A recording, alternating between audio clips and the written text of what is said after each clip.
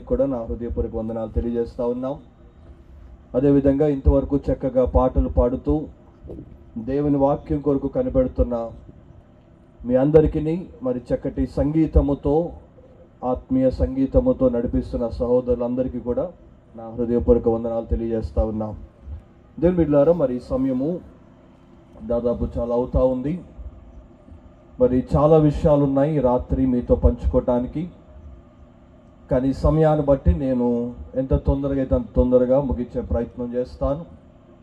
కాబట్టి మొదటి రోజు బ్యాటింగ్ బాగుంటేనే రెండో రోజు మూడో రోజు కూడా జనాలు వస్తారు కదా. క్రికెట్ ఆడేటప్పుడు మంచి ప్లేయర్ని పంపిస్తారు, అంటే ఓపెనింగ్ బ్యాటింగ్ చాలా బాగుండాలి, లేదంటే ఆట అంతా కూడా డల్ అయిపోతుంది. కాబట్టి ఈ రాత్రి దేవుడు నాకు ఇచ్చిన ఈ యొక్క అవకాశాన్ని చక్కగా ఉపయోగించుకొని దేవుని వాక్యాన్ని మీ ముందుంచి వెళ్ళాలని నేను ఆశపడతా ఉన్నా. అందు నిమిత్తము చిన్న ప్రార్థనా సహాయంతో మనం ముందుకు వెళ్దాం. తలలు వచ్చినట్లయితే ప్రార్థన చేసుకుందాం. మా ప్రియ పరలోకపు తండ్రి, మీ పరిశుద్ధ పాదాలు కొందనాలు. ఈ రాత్రికాల సమయంలో నాయన యొక్క చిన్న గ్రామాన్ని మీరు ప్రేమించి నీ దాసుల్ని ఇక్కడ మీరు నిలబెట్టుకొని నాయన నీ సేవా పరిచయం మీరు జరిగిస్తున్న విధానాన్ని బట్టి మీకు స్తుతులు చెల్లిస్తున్నాం. మరి యొక్క మీటింగ్స్ నాయన రక్షణ సువార్త కూడికలు తండ్రి, మరి అనేక మంది ఇంకెవరైతే రక్షణ పొందలేదో వారు రక్షణ పొందిన వారు నాయన మరి ప్రభు రాకడకై సిద్ధపడులాగన నాయన మరి మీరే నీ దాసులైన నన్ను కూడా మీరు నిలబెట్టుకొని నాకును మా అందరికీ ఈ మైక్ యంత్రము ద్వారా శబ్దం ఎక్కడైతే వినబడుతుందో అయ్యా ఆ యొక్క మాటలు వారి హృదయంలో మీరు నింపమని కోరుతున్నాం. నీ మాటలు జీవము గలవి, నీ మాటలు నాయన రెండంచుల ఖడ్గము గనుక నాయన ఎంతటి గౌరవమైన పాపినైనా నీ మాటలు మాత్రమే మార్చగలవు. కాబట్టి అట్టి మాటలతో మా అందరితో మీరు మాట్లాడి బలపరచమని యేసుక్రీస్తు నామములో ప్రార్థించి వేడుకుంటున్నాము పరమ తండ్రి, ఆమేన్. ఆమేన్. దేవుని బిడ్డలారా, వాస్తవానికి ఈ రాత్రి నేను కాదు ఇక్కడ ఉండవలసింది. ఈ రాత్రి మరి మీరు కనుక పోస్టర్లో చూస్తే కనుక థామస్ ఆచార్య గారు మరి వారు వాస్తవానికి రాత్రి ఇక్కడ ఉండాలి. అయితే కొన్ని అనారోగ్య పరిస్థితిని బట్టి వారు రాలేకపోయారు. అయితే వారి కుమారుని నేను, నా పేరు గోల్డెన్ జానథన్. నా పూర్తి పేరు చెప్పాలంటే రామచంద్రుని గోల్డెన్ జానథన్. చాలా విచిత్రమైన పేరు నాది. ఎందుకనంటే ఇంటి పేరేమో రామచంద్రుని, మధ్యలో ఉన్న పేరేమో గోల్డెన్, అంటే తెలుగులో బంగారం కదండి. ఇక ఆఖరి పేరు వచ్చేటప్పటికి జానథన్, అంటే బైబిల్లో మనం చూస్తే దావీదు స్నేహితుడు రాజైన సౌలు కుమారుడైన యోనాథాన్ అనమాట. ఇంగ్లీష్లో జానథన్ అని పిలుస్తారు. సో నాకు ఇంత విచిత్రమైన పేరు ఎందుకు వచ్చింది అని ఆలోచన చేస్తే మా కుటుంబాన్ని గురించి మీకు పరిచయం చేయాలి. మాది రాజమండ్రి దగ్గరలో ఉన్న ములకలంక అనే గ్రామము. ములకలంక అనే పేరు మీకు అర్థమైపోవాలి, ఎందుకంటే గోదావరి మధ్యలో ఉండే ఒక చిన్న లంక అది. ములక అనే పేరు ఎందుకు వచ్చిందంటే గోదావరి వస్తే మునిగిపోతూ ఉంటుంది, అందుకనే ములకలంక అనమాట మా ఊరు. అయితే మా ముత్తాతల నుంచి కూడా మరి వారందరూ కూడా హైందవ కుటుంబంలో పెరిగి హైందవ ఆచారాల్లో తమ జీవితాలు కొనసాగిస్తూ ఉన్నారు. మరి నా పేరు గోల్డెన్ అనే మాట ఎందుకు పెట్టారంటే, బంగారం అని ఎందుకు పెట్టారంటే, మరి మా ముత్తాతల కాడ నుంచి మా వృత్తి, మా యొక్క బిజినెస్ గోల్డ్ బిజినెస్ అన్నమాట. బంగారు పని చేసేవారు. అందు నిమిత్తము మరి ఆ బంగారు వ్యాపారాలన్నీ పోయాయి. అయితే దేవుడిచ్చిన మరి నన్ను బట్టి గుర్తుగా మరి అవన్నీ కూడా లోకంలో అశాశ్వతమైనవి కాబట్టి ఒక రోజు ఉంటే ఒక రోజు పోతాయి. కానీ దేవుడు మరి ఎందుకో మరి తల్లిదండ్రులు ప్రేరేపించి ఆ పేరు గుర్తుగా గోల్డెన్ అని నాకు పెట్టడం జరిగింది. ఇక జానథన్ అంటే బైబిల్లో పేరు కనుక అట్టి పేరు పెట్టాలని, బైబిల్లో పేరు కూడా పెట్టాలని ఆ పేరు పెట్టడం జరిగింది. కాబట్టి మా కుటుంబంలో మొట్టమొదటిగా మా తాతగారు, ఆయన పేరు రామచంద్రుని రామయ్య. ఆయన మొట్టమొదటిగా మా గ్రామంలో యేసుక్రీస్తు ప్రభుని తమ సొంత రక్షకుడు అంగీకరించిన వ్యక్తి. వాస్తవానికి ఆయన చిన్ననాటి నుంచి కూడా ఎంతో భక్తి శ్రద్ధలతో మరి ఆయన ఎదుగుతూ మరి ఉండే సమయంలో బంగారముతో చాలా మంచిగా శిల్పాలు చెక్కేవారు. బంగారపు ఉంగరాలని రకరకాల వస్తువులు తయారు చేసే ఆ యొక్క స్కిల్ ఆయనకుందనమాట. ఒకరోజు అలాగా చేస్తున్న క్రమంలో మా తాతగారు ఒక విగ్రహాన్ని తయారు చేశారు. తయారు చేసినప్పుడు ఆయనకి చక్కగా విగ్రహానికి కావాల్సిన కళ్ళు, ముక్కు, నోరు, చేతులు, కాళ్ళు అన్నీ పెట్టారు.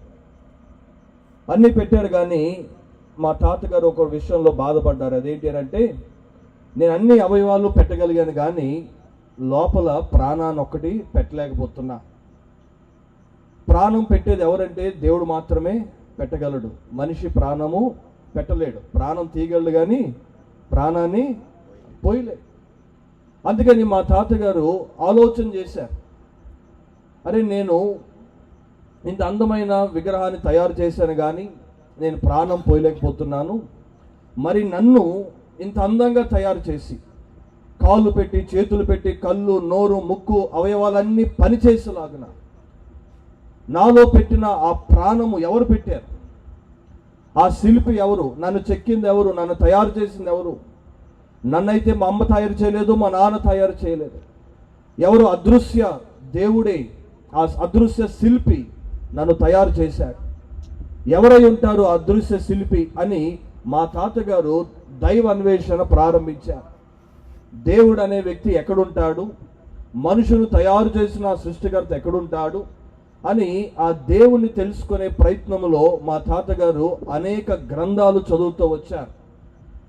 అనేక ప్రాంతాలు తిరుగుతూ వచ్చారు.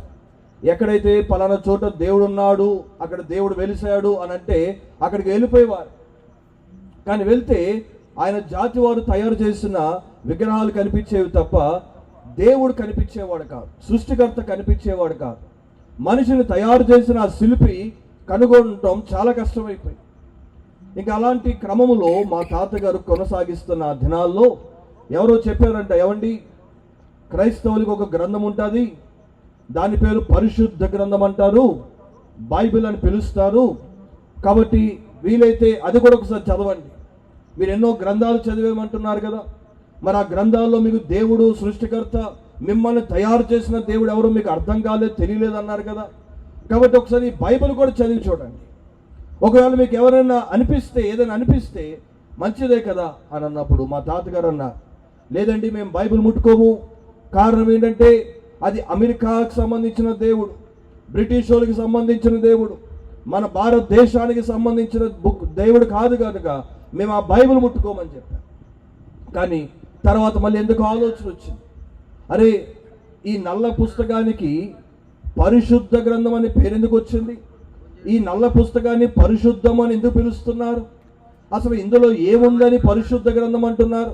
సరే ఇది కూడా చదివితే తెలిసిపోతుంది కదా అసలు దేవుడు ఉన్నాడో లేడో అని మా తాతగారికి వచ్చిన ఆలోచనతో, మరి ఆ రోజుల్లో చాలా భయంకరమైన పరిస్థితులు, యేసు ప్రభు నమ్ముకోవాలన్నా, యేసు గురించి మాట్లాడాలన్నా అది రకరకాలుగా భావించే ఆ దినాల్లో మా తాతగారు అవేమి పట్టించుకోలేదు. కారణం ఏంటంటే నిజమైన దేవుని తెలుసుకోవాలి, సత్యాన్ని తెలుసుకోవాలి, ఈ చీకటిలో ఉండకూడదు. నేను తయారు చేసిందే దేవుడనే భ్రమలో నేను ఉండకూడదు, నన్ను తయారు చేసిన వ్యక్తి ఎవరో తెలియాలి అని మా తాతగారు ఆ రోజుల్లోనే రాజమండ్రి పట్టణం వచ్చి రహస్యంగా ఒక బైబిల్ కొనుక్కొని వారి ఊరు వెళ్ళిపోయి అందరూ ఆ రోజులు అన్ని ఉమ్మడి కుటుంబాలు అందరూ పడుకున్న తర్వాత మా తాతగారు ఒక కృష్ణాయిలు దీపాన్ని వెలిగించి అప్పుడు బైబిల్ తెరిచినప్పుడు మొట్టమొదటి పుస్తకము ఆది కాండం అనే పుస్తకం తెరిచారు. ఎప్పుడైతే ఆది కాండం అనే పుస్తకం తెరిచితే మొదటి అధ్యాయము దేవుడు భూమి ఆకాశములను సృజించెను అని ఆ యొక్క సృష్టిని గురించి దేవుడు 6 రోజుల్లో దేవుడి లోకమంతటిని కూడా ఎంత అద్భుతంగా ఆయన నోటి మాటతో కలుగునుగాక అంటే సూర్యచంద్ర నక్షత్రాలు, జలాలు, కొండలు, చెట్లు, పక్షులు ఇలాగ అనేకమైనవన్నీ కూడా దేవుడు 6 రోజుల్లో సృష్టించి ఆఖరి రోజున దేవుడు అన్ని నోటితో సృష్టిస్తే ఒకే ఒక్క సృష్టిని మాత్రం దేవుడు తన స్వహస్తాలతో చేశాడు. ఏంటి ఆ సృష్టి అంటే, దేవుడు మానవుణ్ణి తన చేతులతో, అనగా తన పోలికలో తన స్వరూపములో దేవుడు మానవుని తయారు చేసినట్టుగా పరిశుద్ధ గ్రంథములో బైబిల్లో రాయబడి ఉంది. ఎలాగా అనంటే, దేవుడు మట్టిని తీసి ఒక రూపాన్ని చేసి ఆ రూపములో దేవుడు జీవవాయువును ఊదాడు. ఊపిరిని ఊదగానే, ప్రాణం పోయిగానే వెంటనే ఆ వ్యక్తి నరుడు మనుష్యుడయ్యాడని, జీవము కలిగిన వాడయ్యాడని ఎంతో స్పష్టంగా అర్థవంతంగా ఆ మాటలన్నీ కూడా మా తాతగారికి అర్థమవుతున్నప్పుడు అనిపించింది, ఇది ఎంత అర్థవంతంగా ఉంది, ఎంత నమ్మశక్యంగా ఉన్నాయి ఈ మాటలు అని ఆసక్తి కలిగింది. అలా బైబిల్ అంతా చదవడం ప్రారంభించినప్పుడు అర్థమైన సత్యం ఏంటంటే, ఈ బైబిల్ దేవుడే నిజ దేవుడు అనే సత్యాన్ని మా తాతగారు తెలుసుకున్నారు. కాకపోతే వారు అప్పటికి పాప క్షమాపణ అంటే తెలియదు. మనిషి పాపములో ఉన్నాడని, మనిషి ఆ పాపంలో చనిపోతే నిత్య నరకానికి వెళ్తాడని ఆ విషయాలకి అర్థం కాలేని సమయంలో కొంతమంది సేవకులు మా తాతగారికి పరిచయమైనప్పుడు వారు ఇంకా అనేకమైన విషయాలు, మనిషి యొక్క జీవితం ఎలా పతనమైపోయిందో పాపాన్ని బట్టి, మరణం అనేది లోకంలోకి ఎందుకు వచ్చింది, ఎందుకు మనిషి మరణానికి భయపడుతున్నాడు, ఎందుకు మనిషి దేవునికి దూరం అయిపోయాడు, ఇటువంటి గొప్ప దేవుడి నుంచి మనిషి ఎందుకు వెళ్ళిపోతున్నాడు దూరంగా అని అనేకమైన విషయాలు వాళ్ళు వివరించినప్పుడు మా తాతగారు తెలుసుకున్న సత్యం ఏంటంటే, యేసు క్రీస్తు ప్రభువారు మాత్రమే పాప క్షమాపణ కలుగజేయగలరు. యేసు క్రీస్తు ప్రభు మాత్రమే మనిషిని స్వర్గానికి మోక్షానికి చేర్చగలడు. ఇక ఈ భూమి మీద ఏ ఒక్కరూ కూడా మనిషిని క్షమించలేరు, మనిషి పాపము తీయలేరు, ఇంకా ఏ దేవుడు కూడా మనిషిని స్వర్గానికి తీసుకెళ్ళాడనే సత్యాన్ని మా తాతగారు ఆ రోజుల్లో తెలుసుకున్నారు. వెంటనే తీర్మానం తీసుకున్నారు. ఏంటి ఆ తీర్మానం అంటే, బాప్తీసం తీసుకోవాలి. ఇక ఆలస్యం చేయకుండా వెంటనే మా తాతగారు అదే గోదావరిలో మా ఊరి ఒడ్డు దగ్గరనే, గట్టు దగ్గరే మా తాతగారు యేసు క్రీస్తు ప్రభుని బహిరంగంగా తన సొంత రక్షకుడిగా అంగీకరించారు. అప్పుడు ఇంట్లో వ్యతిరేకత, గ్రామం అంతా కూడా ఆశ్చర్యపోతా ఉన్నారు. రామయ్య గారేంటి యేసు ప్రభు నమ్ముకోవడం ఏంటి, తెల్లోళ్ళు దేవుడు నమ్ముకోవడం ఏంటి, అమెరికా వాళ్ళు దేవుడు నమ్ముకోవడం ఏంటి, వీళ్ళకి దేవుడు లేరా, యేసు ప్రభు నమ్ముకున్నాడేంటి అని అనేక మంది మా ఊరు వాళ్ళందరూ కూడా మాట్లాడుకోవడం ప్రారంభించారు. కానీ మా తాతగారు ఏ రోజైతే సత్యాన్ని తెలుసుకున్నారు, ఇక ఏదేమైనా సరే ఈ సత్యాన్ని విడిచిపెట్టకూడదు, ఆ సత్యం కోసం నిలబడాలని చెప్పి మా తాతగారి యొక్క తీర్మానం బట్టి ఆ రోజు నుంచి ఆయన చేస్తున్న వృత్తి ఏదైతే ఉందో విడిచిపెట్టేశారు. దేవునికి విరుద్ధంగా ఇంతకాలం నేను జీవించాను కాబట్టి ఇక నుంచి నేను బ్రతికితే క్రీస్తు కొరకే బ్రతకాలని వారి యొక్క వృత్తి అంతా అన్ని పక్కన పెట్టి దేవుని సేవ చేయడం ప్రారంభించారు. అయితే మా తాతగారికి 7 మంది సంతానం. మా నాన్నగారు ఆఖరి వ్యక్తి అయిన. అయితే ఎప్పుడైతే మా తాతగారు ప్రభు సన్నిధికి ఇంకా వెళ్ళిపోతున్నారు అనుకున్న సమయంలో, ఆయన ఆఖరి దినాల్లో ఆయనకి బోళ్ళంత ఆస్తి ఉండేది, ఊర్లోనే మంచి జమీందారిగా పేరు, బోళ్ళంత బంగారం, ఇల్లులు, పొలాలు, స్థలాలు ఎన్నో ఉన్నాయి. కాకపోతే యేసు ప్రభు నమ్ముకున్న తర్వాత వారి ఆస్తులు, అంతస్తులు అన్నీ కూడా కొంచెం కొంచెం కొంచెం కోల్పోతూ వచ్చారు. ఆఖరికి ఆయన మరణ పడకల మీదకు ఉండేటప్పటికీ ఆయన సంపాదించిన ఆస్తి అంతా కోల్పోయారు. కాకపోతే తండ్రిగా ఆయనకున్న బాధ్యత ఏంటంటే, ఆయనకు పుట్టిన 7 మంది పిల్లలకి తండ్రిగా ఆయన కొంత ఆస్తి వారికి అప్పచెప్పాలి, ఎంతో కొంత ఆస్తి వారికి ఇవ్వాలి, తండ్రి బాధ్యత కనుక. అయితే మా తాతగారు 7 మందిని పిలిచారు, పిల్లల్ని పిలిచి, అమ్మా, ఈ లోకంలో నేను బోళ్ళంత డబ్బు సంపాదించాను, బోళ్ళంత బంగారం సంపాదించాను, ఇల్లులు, పొలాలు అన్నీ ఉన్నాయి నాకు. కాకపోతే ఈ మరణ పడకల మీద ఉండగా నా చివరి దినాల్లో నేను సంపాదించిన ఆస్తి అంతా కోల్పోయా. ఇప్పుడు నా బాధల్లో, నా కష్టాల్లో, నా ఒంటరితనములో నేను సంపాదించిన, నా తాత ముత్తాతలు ఇచ్చిన ఆస్తి ఏది నా దగ్గర లేదు. కాకపోతే ఒక్క ఆస్తి మాత్రం నా దగ్గర ఉండిపోయింది, ఒకే ఒక్క ఆస్తి నా దగ్గర మిగిలిపోయింది. ఆ ఒక్క ఆస్తిని మీ 7 నేను పంచాలనుకుంటున్నా. ఆ ఒక్క ఆస్తి మీ దగ్గర ఉంటే చాలు, ఇక ఈ లోకంలో ఏది మీకు అవసరం లేదు. ఆ ఒక్క ఆస్తి ఉంటే చాలు, మీరు బ్రతకగలుగుతారు. ఆ ఒక్క ఆస్తి ఉంటే చాలు, మీతో ఎవరు లేకపోయినా సరే మీరు సంతోషంగా మీ దినాలు గడుపుతారు. ఏంటి ఆస్తి అంటే, మా తాతగారు 7గురికి కూడా 7 పరిశుద్ధ గ్రంథాలు బైబిల్స్ కొని ఈ ఒక్కొక్క బైబిల్ ఒక్కొక్కరు చేతుల్లో పెట్టారు. దేవుని బిడ్డలారా, ఆ రోజు మా తాతగారు ఇచ్చిన ఆస్తిది. ఈ ఆస్తి మా తాతగారిని బ్రతికించింది. ఈ ఆస్తి 2వ తరములో మా నాన్నగారిని మా అమ్మగారిని బ్రతికిస్తుంది. ఇప్పుడు ఇదే ఆస్తి 3వ తరములో నన్ను మా అన్నయ్యని బ్రతికిస్తుంది. దీనికి మించిన ఆస్తి ఇక ఈ భూమి మీద ఏది లేదు. ఏంటి ఆస్తి అంటే దేవుని వాక్యం, దేవుని మాటలు, జీవము గల మాటలు ఇవి. ఈ మాటలు మనతో ఉంటే ఈ లోక సంపదతో మనకు అవసరం ఉండదు. ఎందుకనంటే ఈ వాక్యము ఏమండి, ఈ లోకము అంతా కూడా గతించిపోతుంది, కానీ దేవుని నోటి నుండి వచ్చే మాట ఎన్నటికీ కూడా గతించదు అనంట. ఎందుకంటే ఈ వాక్యములో సత్యం ఉంది, ఈ వాక్యములో జీవం ఉంది. ఈ వాక్యము మనల్ని చీకటిలో నుంచి వెలుగులోకి నడిపిస్తుంది, పాపములో నుండి పరిశుద్ధతలోకి పవిత్రతలోకి నడిపిస్తుంది. అందుకని ఈ ఆస్తిని మీ హృదయంలో పెట్టుకోండి. ఈ ఆస్తి మీ దగ్గర ఉండాలి. ఈ లోకంలో మీరు ఏది మీ పిల్లలకి ఇవ్వలేకపోయినా పర్లేదు, కానీ డబ్బు ఇవ్వలేకపోయినా పర్లేదు. ఎందుకంటే ఒకరోజు డబ్బు ఉంటుంది, ఒకరోజు పోతుంది. బంగారం ఉంటుంది, రేపు పోతుంది. పొలాలు ఉంటాయి, పోతాయి. కానీ దేవుని మాటలు ఎన్నటికీ పోవాలి. ఈ రాత్రి మీరు కూడా చేయాల్సింది ఏంటంటే, ఈ దేవుని వాక్యం అనే ఈ సత్యాన్ని గనక మీ బిడ్డలకు ఇవ్వగలిగితే దీనికి మించిన ఆస్తి ఇంకేది లేదు.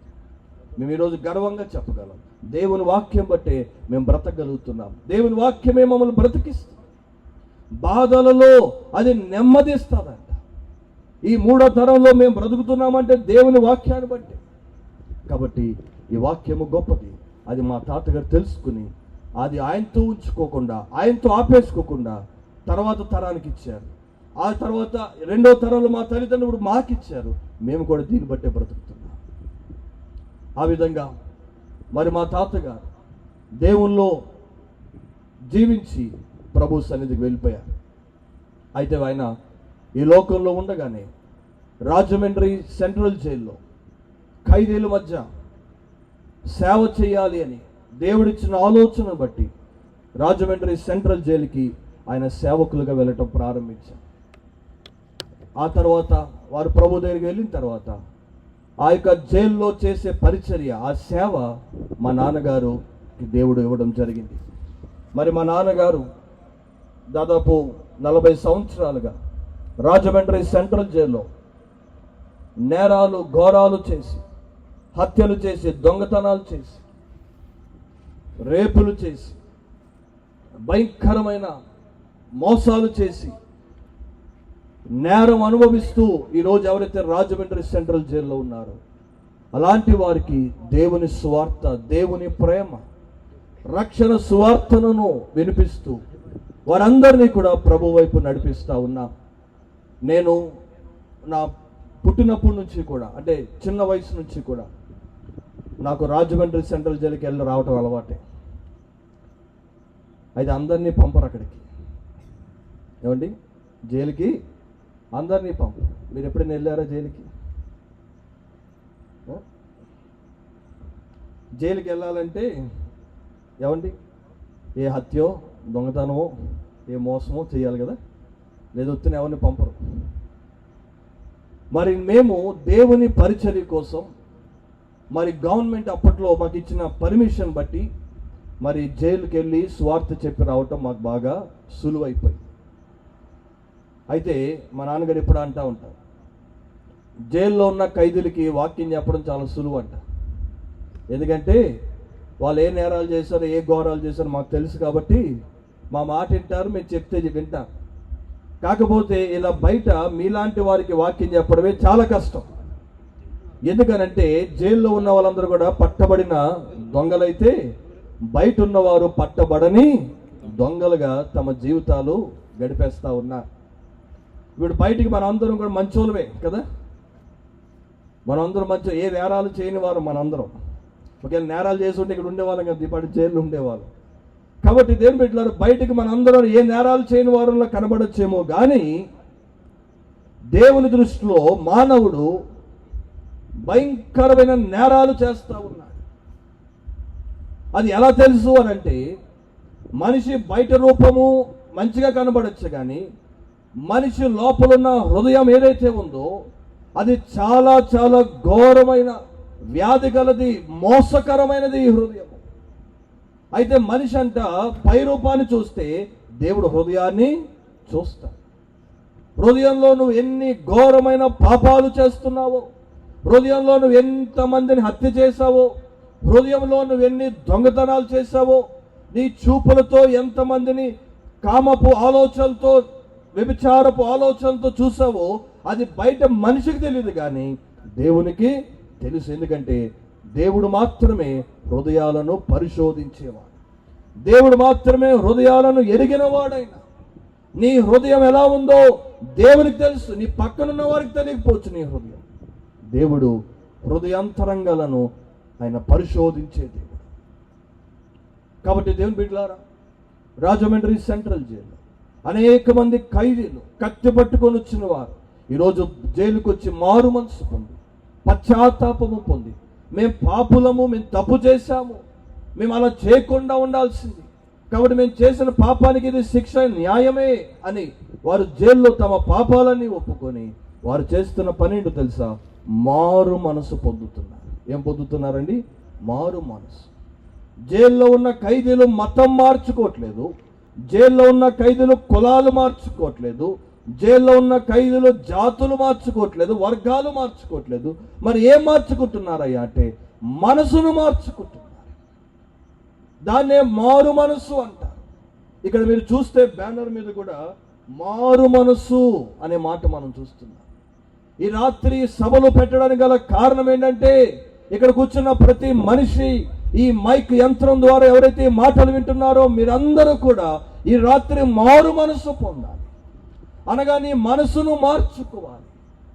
అది ఎలా సాధ్యమవుతుంది?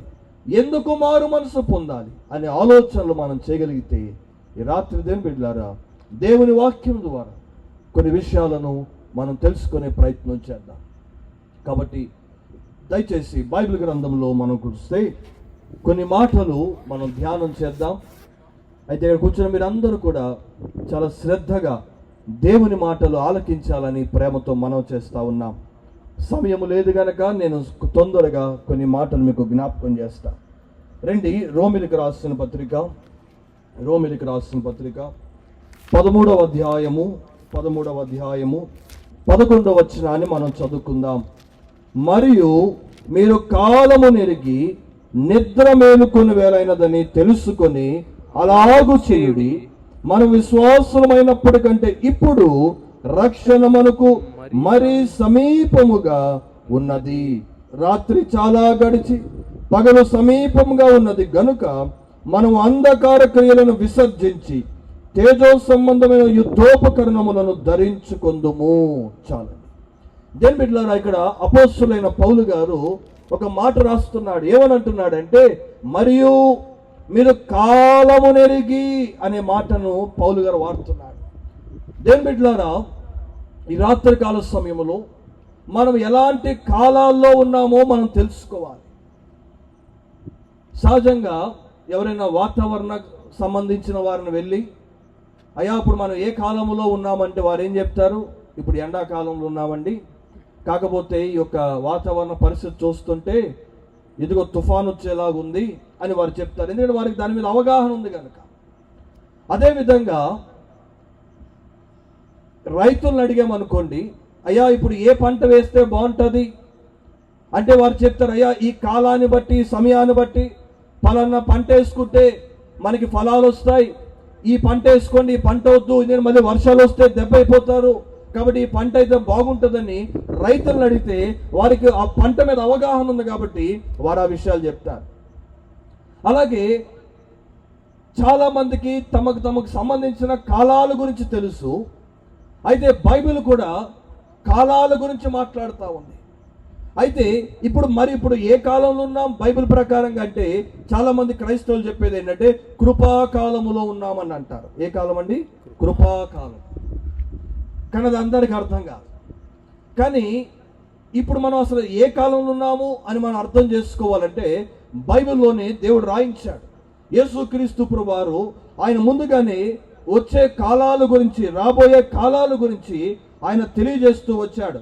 రండి, మత్తయి సువార్త 24వ అధ్యాయము మత్తయి సువార్త 24వ అధ్యాయము 37వ వచనం నుండి చదువుకుందాం. మత్తయి సువార్త 24వ అధ్యాయము 37వ వచనం చదువుకుందాం. నోవాహు దినములు ఎలాగుండునో మనుష్య కుమారుని రాకడయు అలాగే ఉండును. జలప్రలయమునకు ముందటి దినములలో నోవాహు ఓడలోనికి వెళ్ళి దినము వరకు వారు తినుచు త్రాగుచు పెండ్లి చేసుకొనుచు పెండ్లికిచ్చు ఉండి జలప్రలయము వచ్చి అందరినీ కొట్టుకొని పోవు వరకు ఎరుగకపోయి అలాగనే మనుష్య కుమారుని రాకడ ఉండును. ఆ కాలమున ఇద్దరు పొలములో ఉందురు, ఒకడు తీసుకొని పోబడును, ఒకడు విడిచిపెట్టబడును. ఇద్దరు స్త్రీలు తిరగలి విసరుచుండురు, ఒకతే తీసుకొని పోబడును, ఒకతే విడిచిపెట్టబడును. కావున ఏ దినమున మీ ప్రభు వచ్చునో మీకు తెలియదు గనుక మెలకుగా ఉండుడని. ఏ జామున దొంగ వచ్చునో ఇంటి యజమానికి తెలియ ఉండిన ఎడల అతడు మెలకుగా ఉండి తన ఇంటికి కన్నము వేయుడని మీరెరుగుదురు. మీరు అనుకొనిన గడియలో మనుష్య కుమారుడు వచ్చును గనుక మీరును సిద్ధముగా ఉండుడి. దేని బిడ్డలారా, ఇక్కడ చూడండి, యేసు క్రీస్తు ప్రభువారు కాలాల గురించి చెప్తున్నారు. ఇప్పుడు మనం ఏ కాలములో ఉన్నాము అంటే ప్రభు చెప్పాడు ముందుగానే, నోవాహు కాలములో ఉన్నాం. ఏ కాలములో ఉన్నామంటండి? నోవాహు కాలములో. ఈ నోవాహు కాలములో ఏం చేస్తున్నారంటే అక్కడ రాయబడిన మాట, తినుచు త్రాగుచు పెండ్లి చేసుకొనుచు పెండ్లికిచ్చుచుండు నుండి. అంటే ఇప్పుడున్న కాలాలు ఎలాంటివంటే తినటం, లేదంటే పెళ్ళిళ్ళు చేసుకోవటం, ఏమంటే త్రాగటం, ఇదే పని మనుషులు చేస్తూ ఉన్నారు. ఇలాంటి కాలాల్లో మనం ఉన్నాం. ఇప్పుడు ఈ నెలంతా కూడా, వచ్చే నెల వరకు కూడా పెళ్ళిళ్ళ సీజన్ అంట. మా రాజమండ్రిలో అన్ని పెళ్ళిళ్ళే, వచ్చే వారం మాకు పెళ్ళిళ్ళే. అంటే ఇప్పుడంతా కూడా పెళ్ళిళ్ళ కాలములో, తినే కాలంలో, త్రాగే కాలములో. ఇంకా ఈ కాలం ఎలాంటిదంటే దేవుని గురించి మనుషులు ఆలోచన చేయరు, సృష్టికర్త గురించి మనుషులకు ఆలోచన ఉండదు. ఎంతసేపు తిన్నామా, త్రాగేమా, సుఖించేమా అనే ఆలోచనలే మనుషులకు ఉంటాయి తప్ప దేవుని గురించిన ఆలోచనలు మానవుడికి ఉండదు. ఒకవేళ దేవుని గురించి చెప్పినా, మాకెందుకు చెప్తున్నారా మాటలు, యేసు ప్రభు గురించి మాకెందుకు చెప్తున్నారు అని తిరగబడే కాలంలో మనం ఉన్నాం. అందుకని ఎక్కడ చూసినా క్రైస్తవుల మీద హింసలు, దాడులు అనేవి భయంకరంగా జరుగుతూ ఉన్నాయి. దేవుని గురించి చెప్తుంటే మాకు అక్కర్లేదని పరిస్థితులు వస్తూ ఉన్నాయి. ఇంకా మనం ఆలోచన చేస్తే ఈ నోవాహు దినాల్లో మనుషులు ఎలా ఉన్నారు అని మనం ఆలోచన చేస్తే దేవుని దృష్టిలో రండి, నోవాహు గురించి కొన్ని మాటలు మనం జ్ఞాపకం చేసుకుందాం. ఆది కాండము 6వ అధ్యాయము. మనుషుల పరిస్థితులు ఎలా ఉన్నాయి, ఆ కాలంలో ఉన్న మనుషులు ఏ విధంగా దేవుని దృష్టిలో వాళ్ళు ఎలా ఉన్నారు అని మనం ఆలోచన చేస్తే ఆది కాండము 6వ అధ్యాయము 5వ వచనం చదువుకుందాం. నరుల చెడుతనము భూమి మీద గొప్పదనియు వారి హృదయం యొక్క తలంపులలోని ఊహ అంతయు ఎల్లప్పుడూ కేవలము చెడ్డదనియు యెహోవా చూచి తాను భూమి మీద నరులను చేసినందుకు యెహోవా సంతాపము నొంది తన హృదయములో నొచ్చుకొనెను. దేవుని బిడ్డలారా, చూసారా మనుషుల పరిస్థితి ఎలా ఉందో? ఈ నోవాహు కాలములో ఉన్న మనము కూడా మనుషులు దేవుని దృష్టిలో ఎలా ఉన్నారు అని అంటే, నరులు చెడుతనము భూమి మీద గొప్పదియు. మనుషుల యొక్క చెడుతనము రోజు రోజుకి పెరిగిపోతా ఉంది. ఏంటా చెడుతనం అనంటే మనిషి చేస్తున్న పాపాలు. మానవాళి యొక్క జీవితము పతనం అయిపోవడానికి, నాశనం అయిపోవడానికి కారణం ఏంటంటే మనిషి సృష్టికర్త అయిన దేవుణ్ణి విడిచిపెట్టి దేవునికి విరుద్ధమైన పాపాలు చేస్తూ తన జీవితాలను గడిపేస్తా ఉన్నారు. ఆ రోజుల్లో నోవాహు కాలములో మనుషులు భయంకరమైన పాపాలు చేస్తా ఉన్నారు. దేవుడు చూశాడు, అరే నేను సృష్టించిన మనుషులేంటి ఇంత ఘోరమైన పాపాలు చేస్తున్నారు, ఇంత ఘోరమైన మోసాలు చేస్తున్నారు. అసలు దేవుణ్ణే మర్చిపోయారు ఈ మనుషులు. తమకు నచ్చినట్టుగా జీవిస్తున్నారు. దేవుడు ఉన్నాడనే భయము కూడా లేకుండా, సృష్టికర్తకి భయము పడకుండా తమకు తాము ఇష్టానుసారంగా జీవిస్తున్నారని దేవుడు వారిని చూసి ఎంతో బాధపడుతున్నాడు. దేవుని బిడ్డలారా, అందుకే నేను మొదట్లో చెప్పాను, మనిషి బయటికి మంచివాళ్ళ కనబడచ్చు, కానీ దేవుని దృష్టికి తెలుసు మనిషి ఎలాగున్నాడు. ఎందుకంటే దేవుడు మనిషి యొక్క హృదయాన్ని చూస్తాడు, హృదయంలో ఉన్న ప్రతిదిని ఆయన పరిశోధిస్తాడు. అందుకే దావీదు కూడా 139వ కీర్తనలో ఏమంటాడంటే, దేవా నా హృదయాన్ని పరిశోధించు అంటాడు. ఎందుకంటే హృదయం అన్నిటికంటే మోసకరమైనది. హృదయంలో అనేక పాపాలు దాగి ఉన్నాయి. మనిషి హృదయాన్ని చూస్తున్నాడు. నరుల హృదయాన్ని చూస్తే వారు చెడుతనములో విస్తరిస్తున్నారు. ఈరోజు చాలా మంది పాపం అంటూ ఒప్పుకోరు. ఏంటంటే మీ క్రైస్తవులు ఎప్పుడు చూసినా పాపం పాపం చెప్తారు. ఏ పాపం తప్ప వేరే అంశాలు ఉండవా మీకు అంటారు. అరే బాబు, పాపం ఉంది కాబట్టే చెప్తున్నాం. పాపం అనేదే లేకపోతే మాకెందుకు వచ్చింది ఈ బాధ? లోకంలో పాపం విస్తరిస్తుంది, అందుకే మేము దాని గురించి చెప్తున్నాం. అయితే చాలా మంది ఏమంటారంటే, కొంతమంది పాపం ఉందో లేదో నిరూపించండి అంట. ఏంటంట? పాపం ఉందో లేదో నిరూపించాలంట.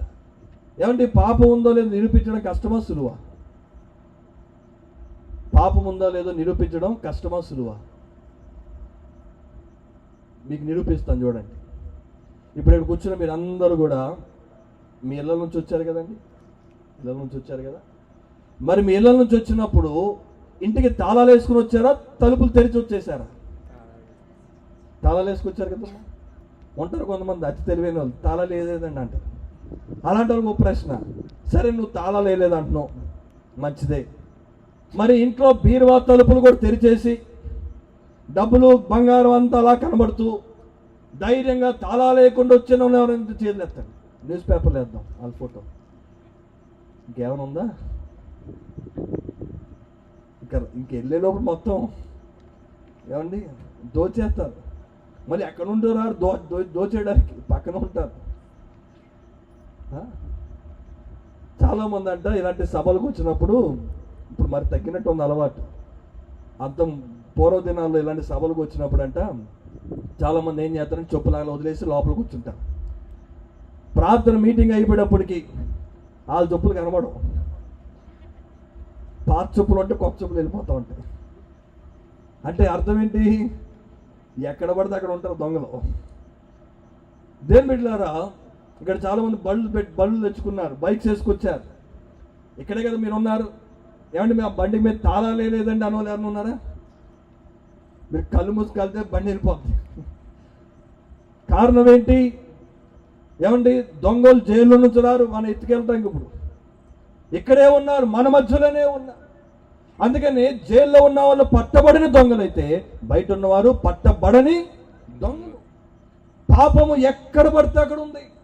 పాపము రోజు రోజుకి విస్తరిస్తూ ఉంది. అందుకని రకరకాల ఘోరాలు చూస్తున్నాం న్యూస్లో. చిన్నపిల్లల్ని చంపటం, చిన్నపిల్లల్ని రేపు చేయడం, ఏమంటే భయంకరమైన హత్యలు చేయడం, అధికారులైన వారు కూడా మోసాలు చేయడం, ఇలాంటివన్నీ ఎందుకు జరుగుతున్నాయి సమాజంలో అంటే మనిషి హృదయంలో పాపం అనేది పేరుకుపోయింది. అందుకే మనిషి ఎన్నో ఘోరమైన పాపాలు హృదయంలో చేస్తున్నాడు. బైబిల్ కూడా చెప్తా ఉంది, హృదయంలో నుండే అనేకమైన ఘోరమైన పాపపు ఆలోచనలన్నీ వస్తాయంట. హత్యలు, దొంగతనాలు ఇవన్నీ కూడా హృదయంలోనే పుట్టుకొని వస్తాయి. కారణం ఏంటంటే మనిషి పుట్టడమే పాపంలో పుట్టాడు. మనిషి పుట్టడమే పాపంలో పుట్టాడు, జీవించడం పాపంలో జీవిస్తున్నాడు. అందుకనే పాపోహం పాపకర్మ పాప సంభవే అంటారు. మనిషి పాపంలో పుడుతున్నాడు, పాపంలో జీవిస్తున్నాడు, పాపంలోనే మరణిస్తున్నాడు.